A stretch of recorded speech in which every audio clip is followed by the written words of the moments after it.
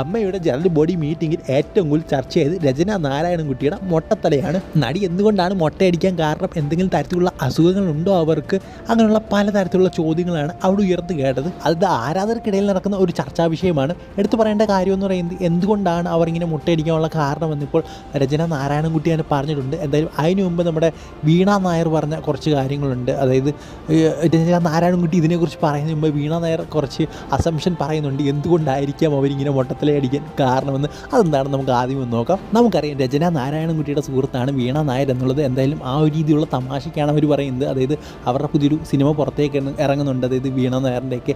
So ആ ഒരു സിനിമയ്ക്ക് വേണ്ടിയുള്ള പ്രൊമോഷനുമായിട്ട് ബന്ധപ്പെട്ട് രചന നാരായണൻകുട്ടിയെ കൊണ്ട് മൊട്ടയടിപ്പിച്ചാണെന്ന് പറയുന്നുണ്ട്. അതുപോലെ തന്നെ രചന നാരായണൻകുട്ടി വേണമെങ്കിൽ മനഃപൂർവ്വം, അതായത് അമ്മ സംഘടനയുടെ ആ ഒരു മീറ്റിംഗ് ഉണ്ടായല്ലോ, അതിവിടെ എല്ലാവരെയും ആകർഷിക്കാൻ, അതായത് എല്ലാവരെയും തന്നിലേക്ക് നോക്കാൻ വേണ്ടിയിട്ട് ചെയ്തൊരു പരിപാടിയാണെന്ന് അവർ പറയുന്നുണ്ട്. എന്തായാലും ഇത് തമാശയ്ക്ക് പറഞ്ഞ കാരണങ്ങളാണ്. എന്തായാലും യഥാർത്ഥ കാരണം രചന നാരായണൻകുട്ടി തന്നെ പറയുന്നുണ്ട്. അതായത് താൻ 14ാമത്തെ വയസ്സിൽ തിരുപ്പതിയിൽ പോയിരുന്നു.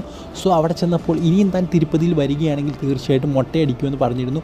സോ അങ്ങനെ താൻ ഈ ഇടയ്ക്ക് തിരുപ്പതിയിൽ പോയി. സോ അതുകൊണ്ട് തന്നെ ആ ഒരു നേർച്ചയായിരുന്നു മൊട്ടയടിക്കുക എന്നുള്ളത്. സോ അതുകൊണ്ട് മൊട്ടയടിച്ചു എന്നാണ് അവർ പറയുന്നത്. സോ ഇതൊരു വഴിപാട് മാത്രമാണ്, പ്രത്യേകിച്ച് അസുഖങ്ങളൊന്നും തന്നെ ഇല്ല.